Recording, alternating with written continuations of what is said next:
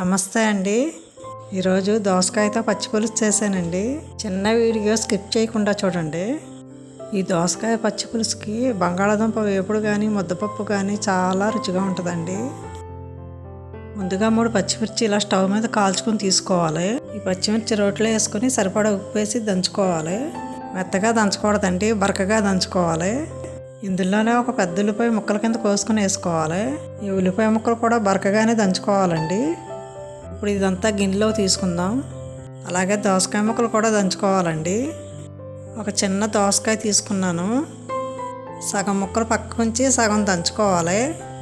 పెద్ద నిమ్మకాయ సైజు చింతపండుతో పులుసు తీసుకోవాలండి. అందులో 2 స్పూన్లు బెల్లం వేసుకొని కలుపుకోవాలి. అలాగే దంచుకున్న ఉల్లిపాయ గుజ్జు దోసకాయ గుజ్జు ఇందులో వేసి కలుపుకోవాలి. కొద్దిగా పసుపు సరిపడా ఉప్పు కూడా వేసి కలుపుకోవాలి. అలాగే కొంచెం నీళ్ళు కూడా పోసుకోవాలండి. దోసకాయ ముక్కలు కూడా వేసి బాగా కలిపి ఉప్పు సరి చూసుకోవాలి.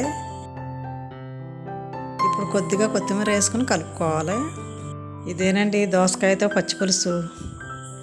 ఈ వీడియో మీకు నచ్చితే లైక్ చేయండి, షేర్ చేయండి, సబ్స్క్రైబ్ చేసుకోండి. ఉంటానండి.